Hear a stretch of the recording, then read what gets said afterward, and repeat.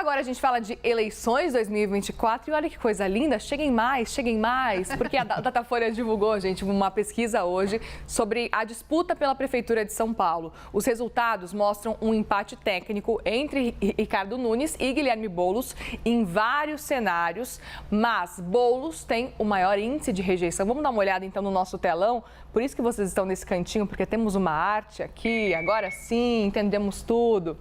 Esse é o cenário, portanto, em agosto de 2023, a rejeição ao nome de Guilherme Boulos estava em 29%. Ricardo Nunes estava em 26%. Agora, em março de 2024, portanto, neste mês, Guilherme Boulos tem uma rejeição de 34%, portanto, a rejeição dele disparou e está bem acima da margem de erro, e a rejeição de Ricardo Nunes se manteve igual em 26%. Quem quer começar? Vou começar com Juliana Lopes, começar com mulheres, né, por favor. O que você acha aí? Qual que é a sua avaliação sobre esse cenário, Ju? A gente está acompanhando uma rejeição crescente de Guilherme Boulos. E isso que estamos em fase de pré-campanha. Mas ainda é uma rejeição dentro ali da margem de erro que já era esperada pela campanha. Tá. Essa pesquisa ela acaba resumindo um cenário que já estava sendo estudado pelas campanhas de Guilherme Boulos e também de Ricardo Nunes. Aí tem alguns pontos que a gente precisa analisar. Primeiro, uma rejeição maior de um público mais conservador em relação à imagem de Guilherme Boulos, isso está apontado nessa pesquisa, uma rejeição ali do grupo de evangélicos, que já era esperada, e também uma rejeição maior por parte de quem tem ali condições menores, pensando ali no tamanho dos salários, isso também está sendo calculado. Então, a gente tem um apoio a Guilherme Boulos de uma parcela com salários maiores da população, uma parcela, né, nas categorias ali, nas classes sociais mais altas.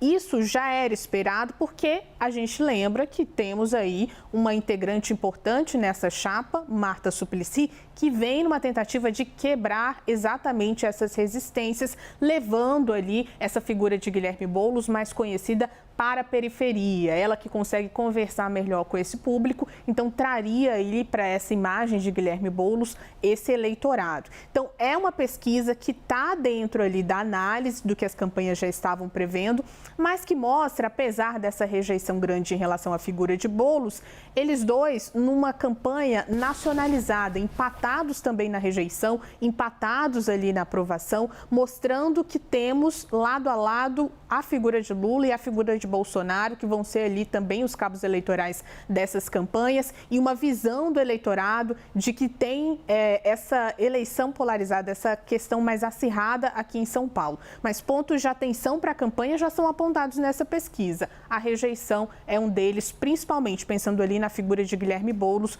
com a população menos favorecida, mais da periferia. Isso vai ser um desafio para essa campanha. A gente sabe que rejeição não impede que a pessoa seja eleita, mas é um ponto de alerta, querendo ou não, porque acaba tirando alguns votos, né? Qual que é a sua avaliação dessa pesquisa do Datafolha, Pedro? E é péssimo no segundo turno, né, Muriel? Sem dúvida. No segundo turno a rejeição é importantíssima.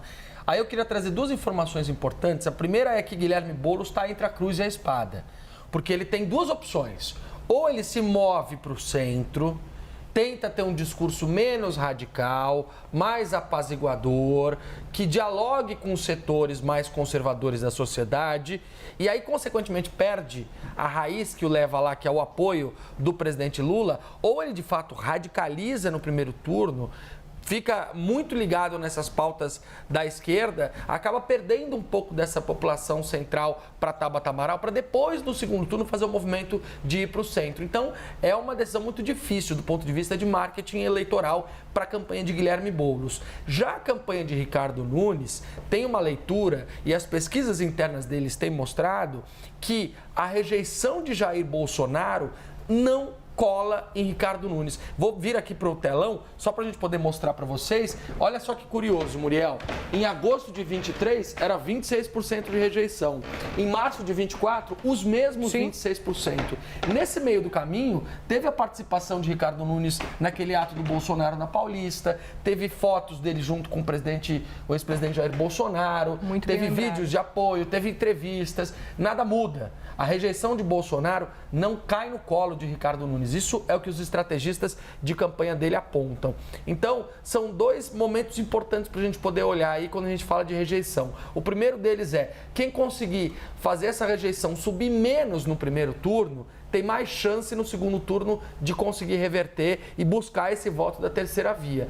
E o segundo ponto importante é qual vai ser a estratégia de campanha do seu principal oponente. Campanhas mais agressivas tendem a fazer a rejeição do oponente subir. Muriel. Muito bem, obrigada aos dois.